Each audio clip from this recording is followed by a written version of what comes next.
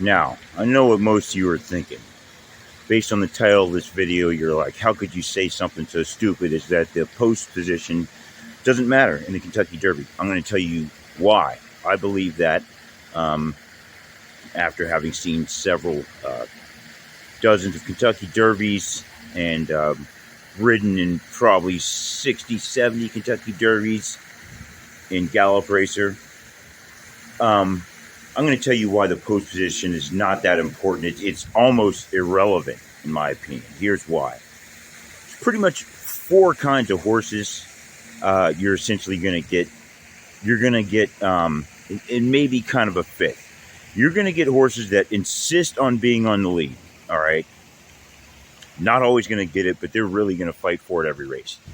You want to be near the lead. They want to be up front. They will take the lead if it's given to them, but they won't force it. But they definitely want to be up there. There's horses that definitely do not want the lead, but they definitely want to be right behind it. Those are your real stalkers.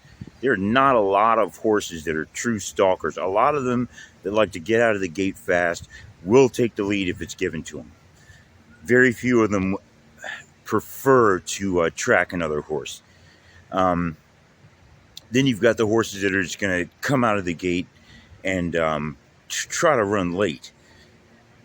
Those are all then close as well. So in the Kentucky Derby, you've got 20 horses.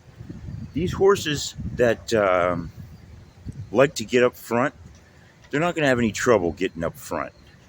When you look at the distance between the 1 gate and the 20 gate, by the time they run a mile and a quarter, it's maybe 1% extra distance that the 20 horse has got to run than the one horse.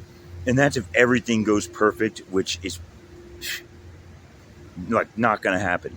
You're never going to have a race with 20 horses that they're all going to have the same pace and all going to slide into the same lanes at the same time. It's not going to happen that way. There's going to have to be some kind of movement going on. So even being in the 20 spot, you're really not running that much more distance over the entire course of the race.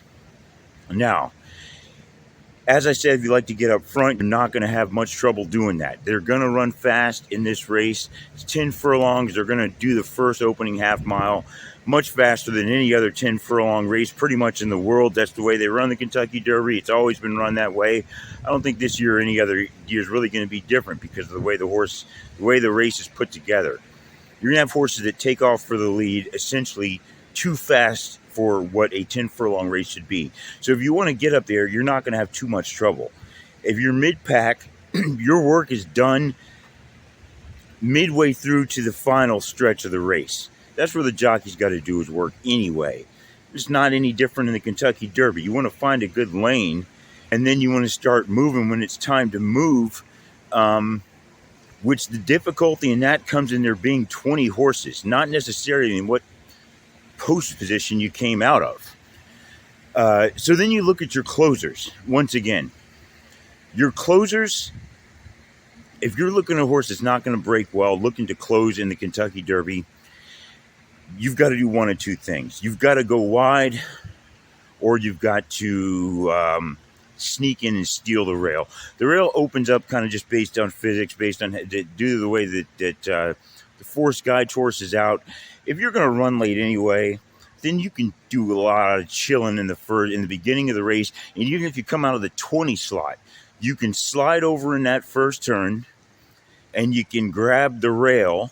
And when it's time for you to move, the rail should open up as long as the jockey's astute enough to be able to get him in there.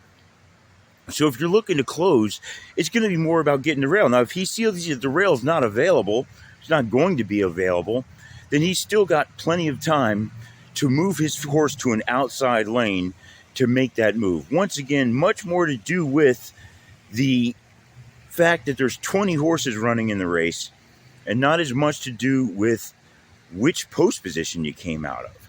So, as I said, if you're a horse that's, you got to have the lead. You're one of those pure front-running horses. You're like a flight line type horse who didn't run in the Derby, by the way. That would have been interesting to see. A horse like that, yeah, he's going to benefit by coming out of the one slot. Closer he is to the rail, yeah, you could say he's going to benefit a little bit more. It's not that big of a difference, though. So many people put so much into this post position, as if it's like a 6 furlong race, and it's like it's so much distance that's got to be run in this race the amount of space in that gate coming over. Once you do the trigonometry and work it out, like I said, you're doing around 1% more, if that, of the race. So I think anyone that's taking post position into serious consideration when to picking a Derby horse, I think you should just completely throw that out. Look at your horse's jockey. The 20 horses is the most difficult thing to overcome, not the post position. The best way to overcome other horses is to have a better jockey. More experience riding in the Derby, more experience riding at Churchill Downs. That's what's going to get it done. The post position the horse comes out of, in my opinion, is something that you shouldn't even look at all, other than to know what number to cheer for as the race is going.